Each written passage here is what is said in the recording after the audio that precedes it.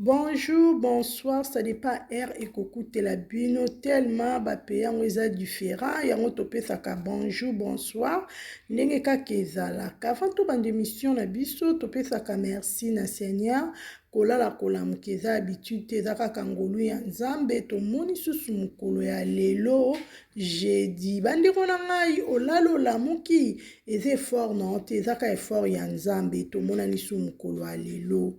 J'espère bozomona miniature wana eza Gatsby eza Linda Cote eza Fally Ipupa bango nde tozolobela bango soki omoni totie bango na miniature c'est que bango nde tokolobelela na émission ya lelo bandeko na nga tellement Fally aza malamu tellement Fally alingi mboka na biso mwana mboka Fally azosala musala na ye tellement kitoko Cuisine Yannick TV alobaka pona mutu nyonso.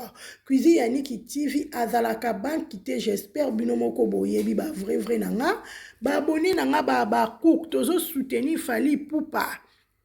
Fally Ipupa aza bakouk.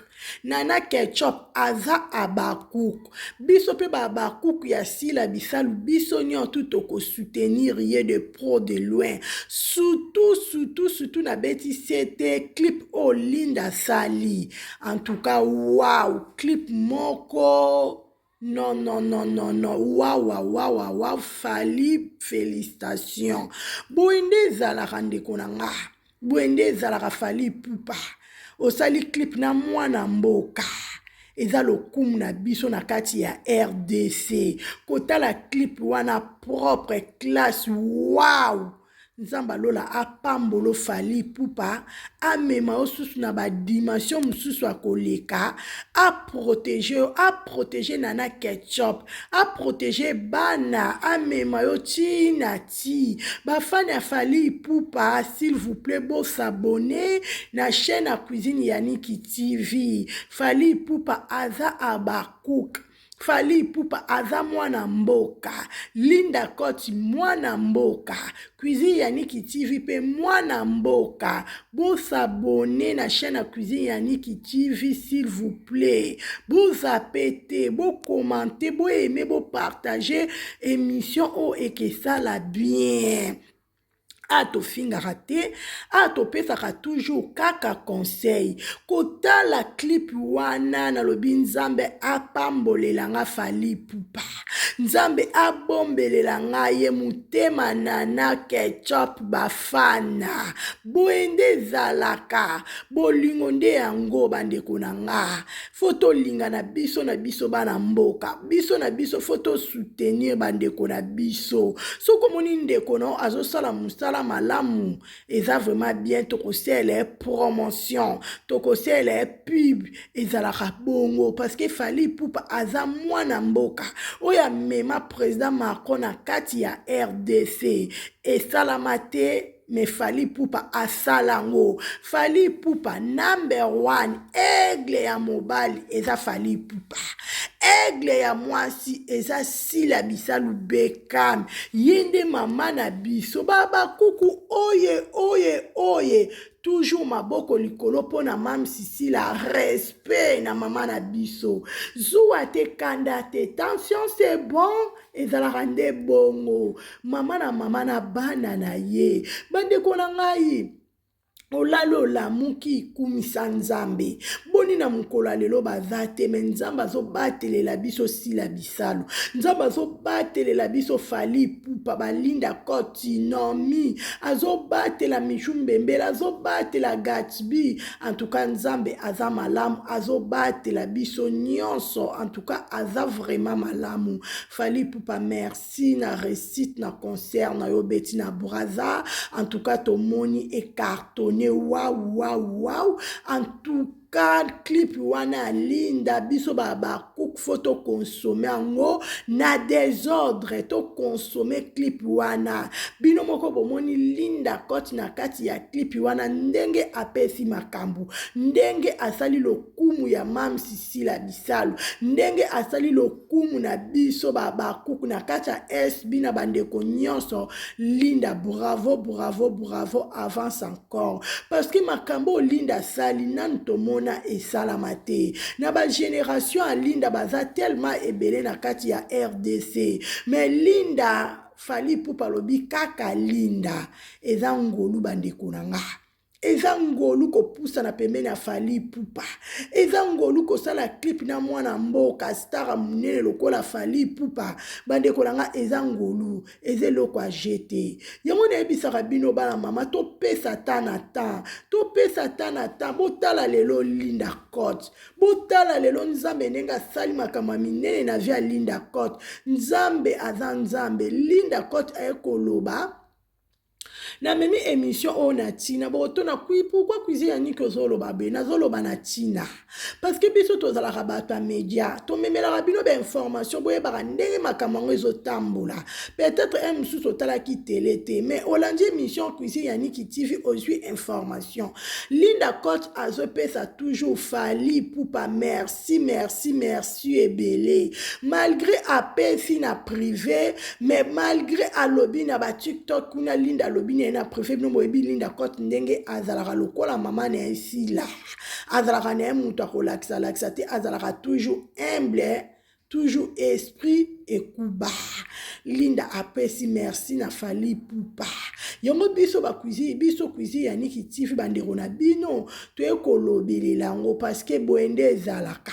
balobi eke zongi ndeko no apesu eloko mobo akoche yo na signe ya reconnaissance ezalaka bon faut pesa merci Linda bravo za vraiment mwana botosi mamisi en tout cas vraiment merci na éducation mamisi merci ebele na éducation oyo édika bana yo en tout cas nulle part ailleurs seulement na kati ya SB botala éducation ya balinda botala éducation ya Gatsby ya Michou ya Nomi ya Lisias ya The Best ya Chiquito wow bravo sur 10 parce que même si vraiment azo mérité bandeko nanga même si vraiment azo mérité honneur ba fleur tout ezonga pa mama ezalaka nde boye nga cuisine ya niki TV na mino nazalaka na banki te mino moboyebi na lobaka namoni kaka poste lettre wana nga na bite nga na koyela bino mpe boyoka ngo ezalaka nde bongo Linda vraiment osali eloko bien Fally Ipupa eza première fois obengisi Linda mais ezala toujours pour la deuxième même troisième même quatrième de kanzambe akomema et que ça la bien to soutenir mwana mboka biso na biso ezalaka pe bongo bozwaka pe bafille ya libanda bosali na bango clip mais pozozo bandeko na yo ezosala toujours bien wana oza nango opartageaka yango toujours ensemble na bandeko na o nzamba lola apambolo Fally Ipupa nzamba lola amema yo na longue vie abomba yo lisusu na se ya moi omobateli malamu eza kaka Jésus-Christ de Nazareth nzamba lola abomba yo lisusu akoleka baide oza nango ya bien pona RDC pona bana mboka Fally Ipupa continue toujours kosala baide ya bien nzambe mutako pambola yo sala toujours bolamu epolaka te Fally Ipupa bolamu ezongaka tina génération bolamu epolaka te bandeko na nga bolamu egangaka bolamu epolaka te bolamu egangaka nzambe amema ona badimension mosusu nzambe asalela o mokili ekoki kosala te na vi na yo bolamu na Fally Ipupa oyo salaka kobimisa basi na maternité o bazanga mbongo o bakangama kokena ba hôpital koede nzambe azomona biso bato ya mokili tozomone bo combien de fois ke pa nzamba lola abatelela yo nzamba lola abatela yo nzamba lola aprotéger yo aprotéger Nana Ketchup bafana aprotéger bana na yo tina 4e génération bénédiction wana elanda bango Nana Ketchup bafana na lelo ya trop. Moi si soumise, moi si fidèle, moi si oiseau soutenir mobile na ye na tous les domaines. Moi si ndazalaka bongo, moi si ndazalaka bongo tozo mona o nana ketchup ozo sala. En tout cas faut zala kaka nana ketchup bafana. Mutema fali pupa. Nzambe abomba bino, apesa bino longue vie. Bon mona ba kokololo ba kokololo, bo simba ba njete wana jusqu'à tinati. Bande konanga émission na memela ki bino na mukolo alelo kaka yango. Kota la lina nenge akomi lettre atindeli fali pupa. Sengi vraiment merci. Bon kaka vraiment merci au fond du mon cœur. En tout cas on a dit non jusqu'on a place à ligne de Kominga Cuisine Yannick TV na leli esengwe tondinga na habitena memela bande konanga to partager yango ensemble. Eza bonne nouvelle pour na biso ba bakouk. Eza bonne nouvelle pour na fali pupa. Pour na ba fan ya fali pupa, s'il vous plaît, beau s'abonner massivement, beau s'abonner na chaîne à Cuisine Yannick TV et que ça la bien makasi. Baba kuku oye toujours ma boko likolo pona mam sisi la. Même morale, même esprit, toujours ensemble. On a memela ki bino na mukolo alelo kaka yango. Ba fanya fali pupa.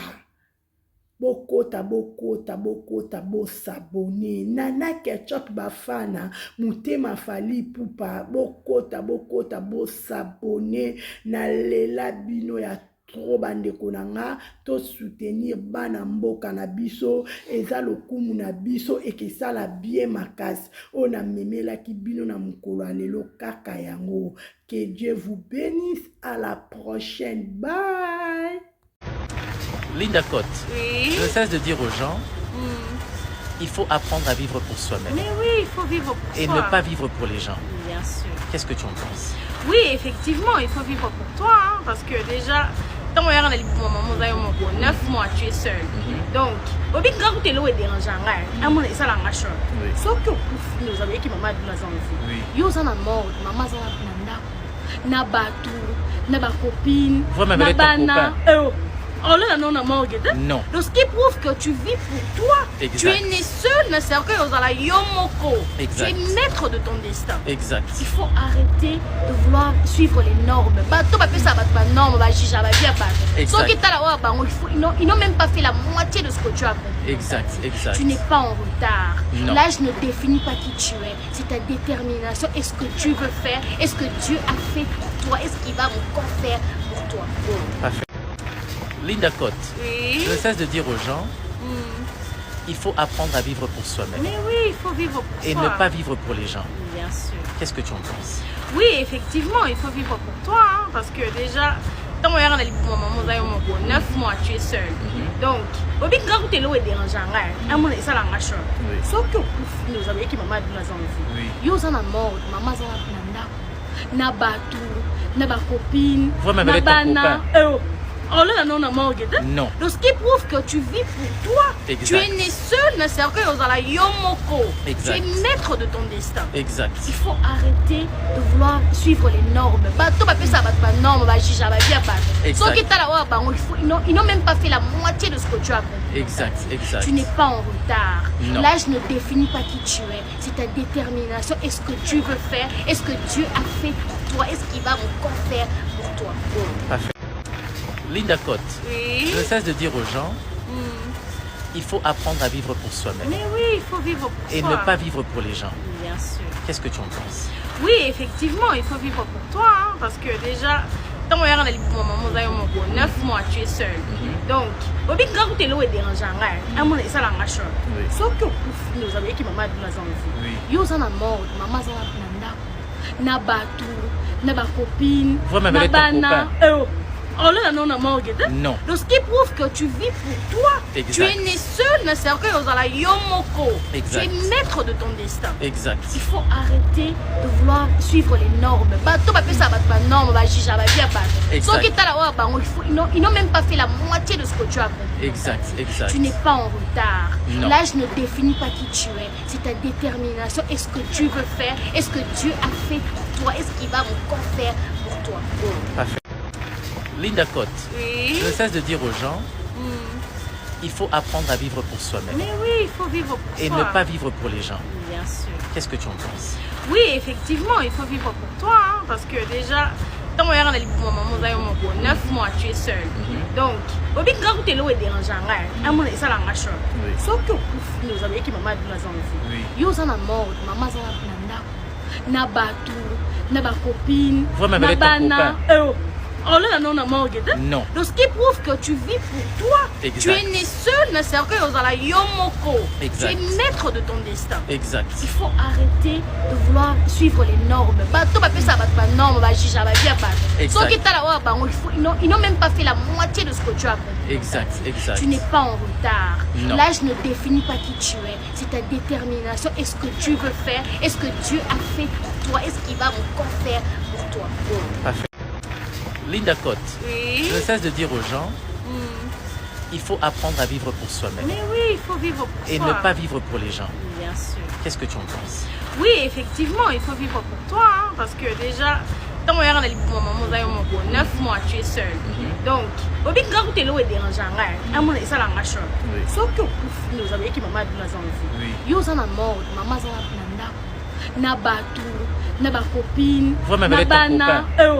Oh là, non, non. Non. Donc, ce qui prouve que tu vis pour toi. Exact. Tu es né seul, ne sert que aux yomoko. Exact. Tu es maître de ton destin. Exact. Il faut arrêter de vouloir suivre les normes. Tout va faire ça, pas de normes, va juger, va bien pas. Exact. Sauf que ils n'ont même pas fait la moitié de ce que tu as fait. Exact, exact. Tu n'es pas en retard. Non. L'âge ne définit pas qui tu es. C'est ta détermination. Est-ce que tu veux faire? Est-ce que Dieu a fait pour toi? Est-ce qu'il va encore faire pour toi? Parfait. Linda Cotte, Oui. je ne cesse de dire aux gens, il faut apprendre à vivre pour soi-même. Mais oui, il faut vivre pour Et soi. ne pas vivre pour les gens. Bien sûr. Qu'est-ce que tu en penses? Oui, effectivement, il faut vivre pour toi. Hein, parce que déjà, tant que tu as 9 mois, tu es seul. Donc, au bout de tu es dérangeant, ça la choc. Sauf que nous avons dit que maman a dit que nous avons mort, maman a na batu, na ba copine, Vous-même na avec ton bana. Oh là, non. Non. Donc, ce qui prouve que tu vis pour toi. Exact. Tu es né seul, ne sert que aux yomoko. Exact. Tu es maître de ton destin. Exact. Il faut arrêter de vouloir suivre les normes. Tout va faire ça, pas de normes, va juger, va bien pas. Exact. Sauf que ils n'ont même pas fait la moitié de ce que tu as fait. Exact, exact. Tu n'es pas en retard. Non. L'âge ne définit pas qui tu es. C'est ta détermination. Est-ce que tu veux faire? Est-ce que Dieu a fait pour toi? Est-ce qu'il va encore faire pour toi? Parfait. Linda Cotte, Oui. je ne cesse de dire aux gens, il faut apprendre à vivre pour soi-même. Mais oui, il faut vivre pour Et soi. ne pas vivre pour les gens. Bien sûr. Qu'est-ce que tu en penses? Oui, effectivement, il faut vivre pour toi. Hein, parce que déjà, tant que tu as 9 mois, tu es seul. Donc, au bout de tu es dérangeant, ça la choc. Sauf que nous avons dit que maman a dit que nous avons mort, maman a na batu, na ba copine, Vous-même na avec ton bana. Oh là, non. Non. Donc, ce qui prouve que tu vis pour toi. Exact. Tu es né seul, ne sert que aux yomoko. Exact. Tu es maître de ton destin. Exact. Il faut arrêter de vouloir suivre les normes. Tout va faire ça, pas de normes, va juger, va bien pas. Exact. Sauf que ils n'ont même pas fait la moitié de ce que tu as fait. Exact, exact. Tu n'es pas en retard. Non. L'âge ne définit pas qui tu es. C'est ta détermination. Est-ce que tu veux faire? Est-ce que Dieu a fait pour toi? Est-ce qu'il va encore faire pour toi? Parfait.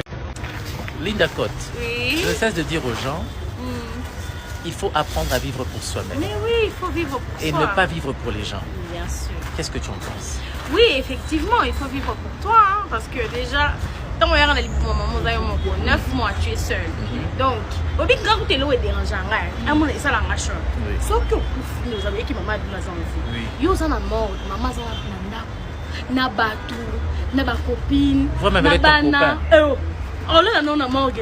Donc, ce qui prouve que tu vis pour toi. Exact. Tu es né seul, ne sert que aux yomoko. Exact. Tu es maître de ton destin. Exact. Il faut arrêter de vouloir suivre les normes.